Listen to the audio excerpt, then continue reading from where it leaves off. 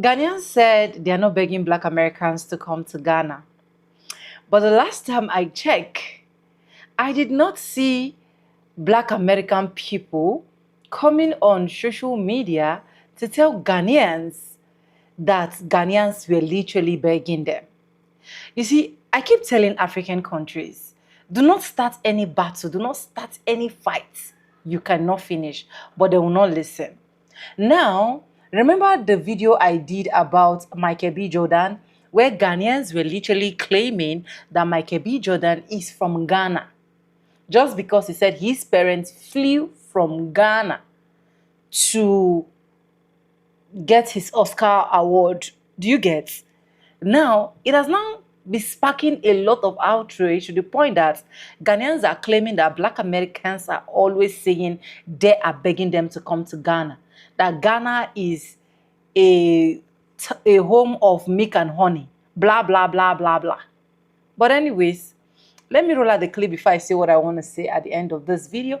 And credits belong to the original creators of every single clips and stitches we have in our today's episode. I want to say a very big thank you to every single one of you liking, commenting, sharing, dropping super thanks, and also joining my membership. I do not take you guys for granted. You guys are absolutely the best. With that being said, let's watch the clip. I'll be back. Africa's begging Black Americans to come back to Africa in something called reverse immigration. Started by the small country of Ghana, they're offering free citizenship and free land to Black Americans that migrate back home. Many other countries such as South Africa followed through with this, and it's actually working. In 2024, over 40,000 Africans from England came back home to Ghana, and over 20,000 Americans left America for Ghana. Many more Black Americans are going back home because one-way flights to Africa have gone up 2,000% since the election, with many of them citing racism as a #1 factor to coming back home. Ghana's in particular is the largest, called the Ghana Homecoming Project. But the government saw that more immigrants were leaving than coming in, and in 50 years the country's population was going to be pretty much down to the thousands. But weirdly, they only wanted Black immigrants to come back into the country and excluded white immigrants from some of the perks, which includes free land, education, and sometimes money grants for children born. So first of all, Ghanaians are not begging anyone to come to Ghana. Please, let's get this straight. No Ghanaian is begging anybody to come to Ghana. Second of all, Ghanaians are not giving any form of health grants for anyone. Ghanaians are not giving anybody land to come to Ghana. That's not part of the program. We are sorry if these people are misinforming you. If you hear that message, it's wrong message. When Akufo-Addo, the president who started this year of return and all those things, it wasn't his initiative. Basically, it was African American or Black people in Ghana. Some of them have been living in Ghana for years, for decades, and they thought that it would be a great opportunity to allow their fellow African Americans or Black people who live in America to also come and experience the love that they are receiving. And so they decided to organize a program, the year of return, and they started bringing celebrities and stuff. And then they realized that we could also do it for normal people and citizens and it started working. So why are these people, this YT person, trying to lie on social media saying Ghanaians are begging? Ghanaians are begging who? Who said listen, Ghanaians, we don't beg unless maybe something bad happens. Ghanaians are not begging anybody to come to Ghana. For what? I mean, what are you coming to Ghana to do for us? I mean, I know investors and stuff, but in Ghana, we call ourselves Warao Beba, meaning you will come yourself. We don't talk too much. We call ourselves the silent bees, meaning you will see the quality and you will be attracted to us and you will come. And we have always been there. I saw some Liberians who were talking about the fact that they are they are the descendants of slaves, and Ghanaians are not descendants of slaves. Yeah, this year we are royals. So if you are coming to our country, you have to obey the rules and regulations. Ghanaians are not criminals, okay? I mean, there are bad nuts everywhere. I'm not saying all of us are 100%, but you gotta listen. The reason why Ghana is the way it is today is because of the Ghanaian people and not politicians. So these lies has to be debunked on social media and talked about. How do you say Ghanaians are begging? Begging who? I mean, do you know who we are? Do you know who Ghanaians are before you come and talk about begging? Like, where do these people get their information from? Who told you this story? We don't offer anything for anybody to come to Ghana. People who decided to come to Ghana came on their own, experienced Ghana, and they liked what they see, and they decided to become citizens. And that's fine. But listen, West Africans, every country in West Africa is open to all of you, Black Americans. Like the Liberian girl said, Ghana is not the only country in Africa. And like that Daddy Clivet said, Ghana is not the only country that is in Africa. You can explore other countries. We are not forcing you to come to Ghana. Please, if you don't want to come to Ghana, that's fine with us. You don't have to, because now people are envious of the fact that people choose Ghana over their country. So we are telling all of you, Ghanaians never beg anybody to come, and we will never do that. But the point is, good things sell itself. We are the silent beast. So if people are attracted to us, the black stars, what can we do? What can we do? It is what it is. Ghanaians are the best. It is what it is. Please like, share, and comment, and follow. Thank you. Are y'all not tired? No, like seriously, are y'all not tired of this conversation? I have been seeing this going around more and more frequently, and it's just really making me think about how scary it is for people to see unity amongst the diaspora, and we not even realizing it. They just blatant in our faces. I've been seeing all this going around thinking that all these Black Americans specifically that are going to all these other countries, and then we're driving up the cost of everything. Like, as someone who currently now lives in Ghana, like, do y'all really think that we're coming to these places and we're saying, no, my friend, please don't charge me what you charge the locals. No, charge me what you charge foreigners. That's what I want. Do y'all think that's what we're saying? Do you think we want to be price gouged? Like, we are literally leaving our countries in droves because we are up to our necks in debt, and we don't even have the same opportunity in other countries. And we just trying to get a relief, and we finally find it in these other countries that align with us. And to see, like, especially our people coming at us, especially, I've had people in the comments that are from the continent, don't even live in the continent. They're living in other countries complaining about the same thing that they're saying that we doing, but they doing it. They tweeting that from Minnesota, Colorado, saying all these things. And it's just like, y'all, I really need y'all to think about the fact that, like, we're coming to these countries because we're looking for more quality of life, more fulfillment. We're looking to actually get more bang for our buck. And it's not to say that there aren't bad apples. There are always going to be bad apples. Like, I think that there's still this huge misconception that everybody that comes from the States has money, and that's absolutely not true. We run off debt. So most of us are up to our necks in debt. And even if you're in good debt, baby, you still indebted. Okay, I just really want us to do away with it, because the sad reality of it is we're just starting to see how truly magnetic the unity is being seen. That just, it's like, it's real suspicious that now you seeing people, Black Americans, coming back to these countries in droves, and now we starting to see all this discourse about our own people not wanting us, so we're having negative experiences. Y'all don't find that suspicious? You don't find that suspicious? Oh, it's just me?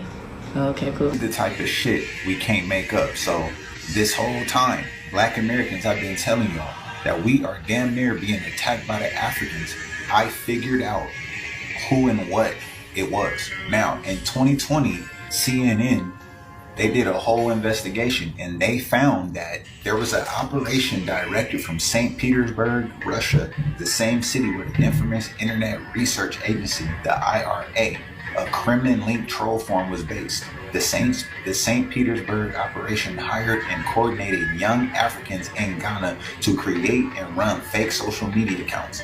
These accounts posed as Black Americans and focused on U.S. racial issues like police brutality, slavery, and social justice, deliberately trying to stir and anger division and disrupt ahead of the 2020 U.S. election. CNN reporters actually visited the building in Accra, Ghana, interviewed locals, and verified that some of the workers believed they were doing social media activism, while others knew they were being paid by foreign handlers tied to Russia. Now let's watch this CNN video and see what they say.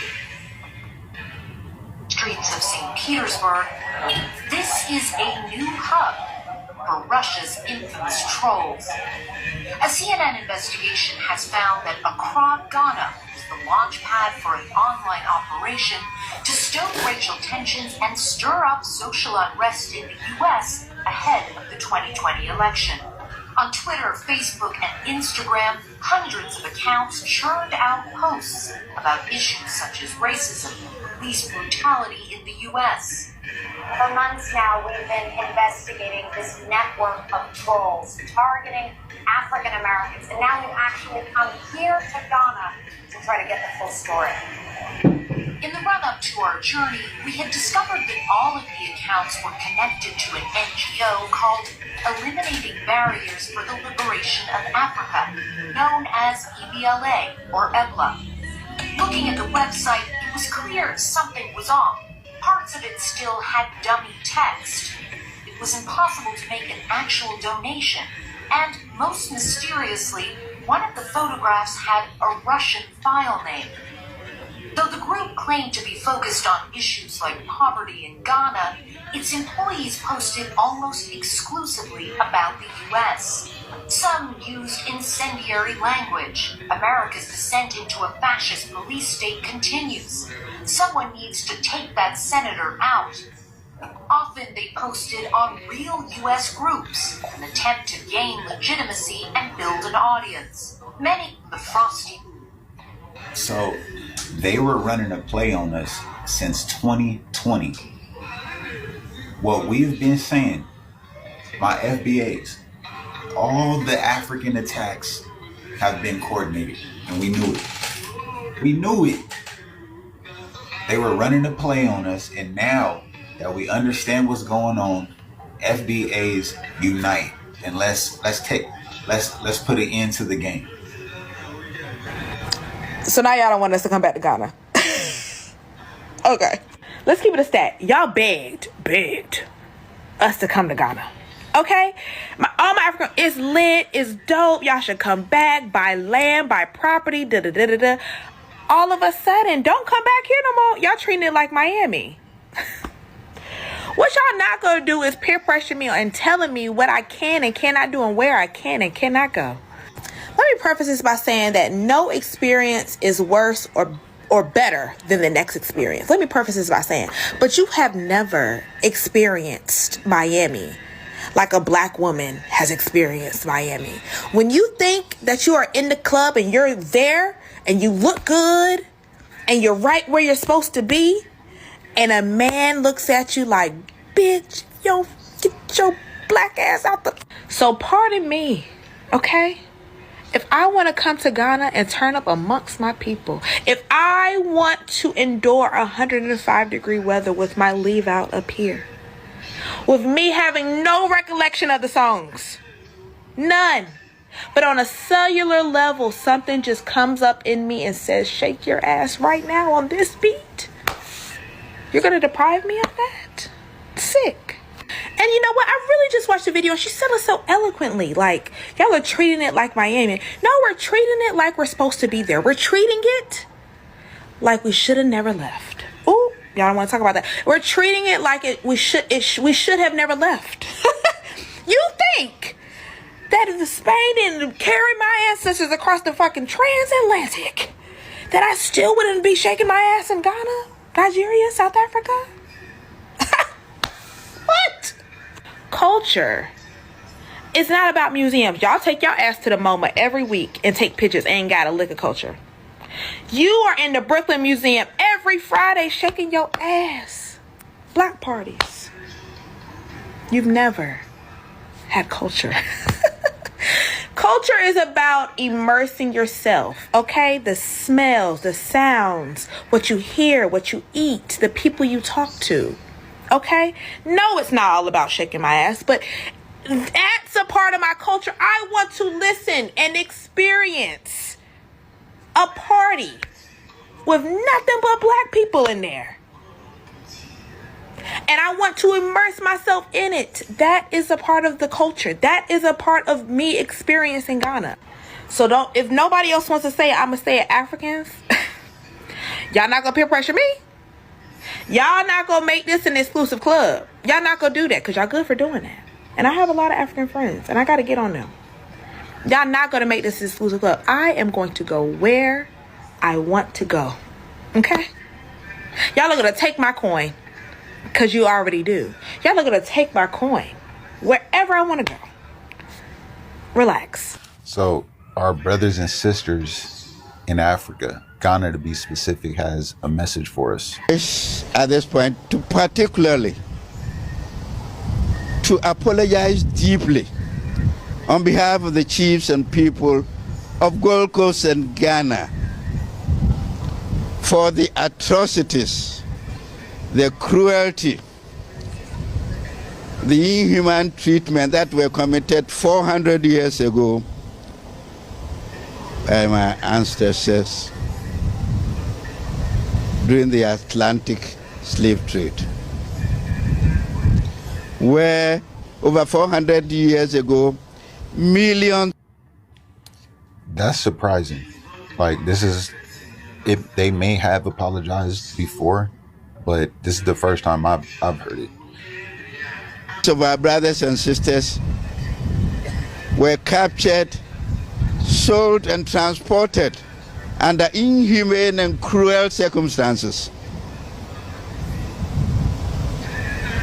through Elmina Castle across to the Caribbeans and to the New World. On behalf of the chiefs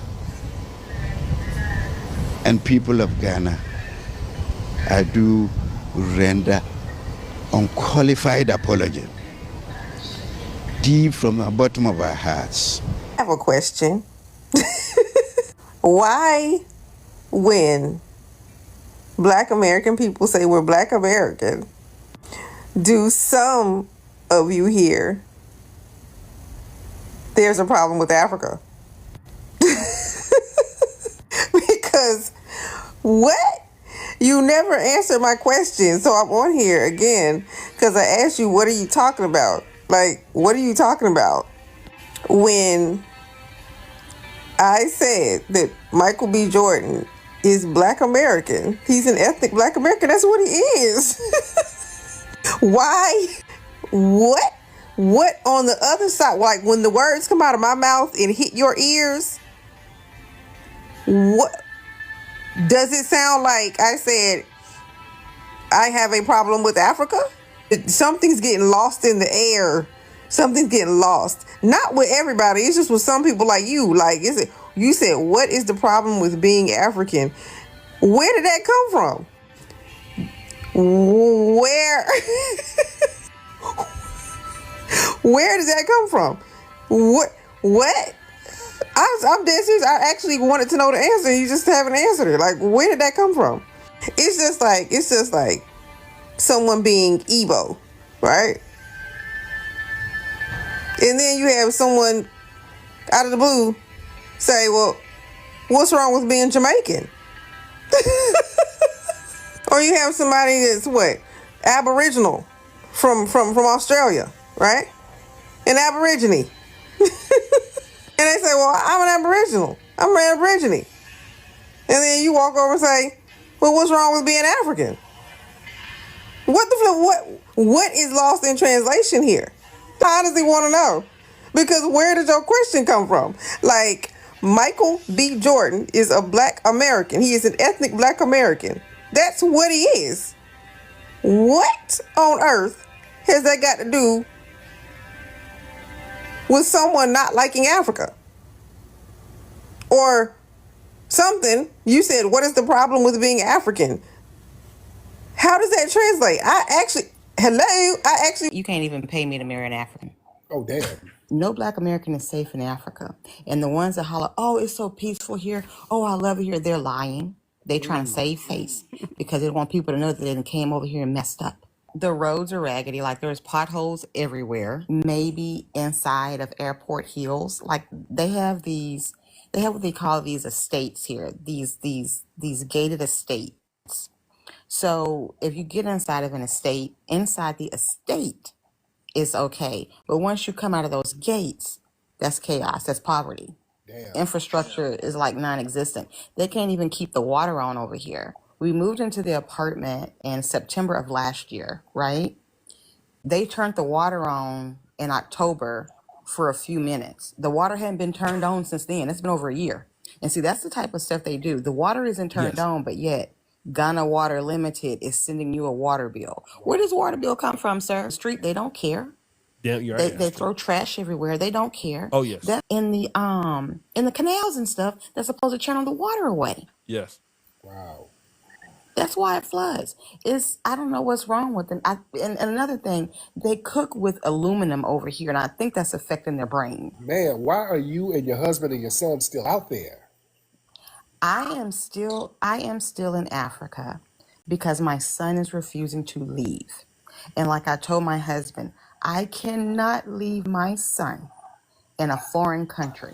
Hello, welcome back to the channel. My name is Ambassador Vix, and I am back with another awesome video on this channel. We talk about the positivity about Ghana and Africa. This is a reaction video to a video my German mom, Madam Celestina, sent to me upon an experience that an FBA woman who has been in Ghana for quite some time now has shared with a fellow content creator, Kejanda. She made 5 claims, not against Ghana, but about Ghana. But one thing I would like to say is so many people confuse Africa being a continent to Africa having 54 countries. So they perceive Africa as a country, not a continent. But I'm here to tell you that no, Africa is not a country. It is actually a continent. Anyways, that's all I got for this particular video. Now, let me see what I want to say.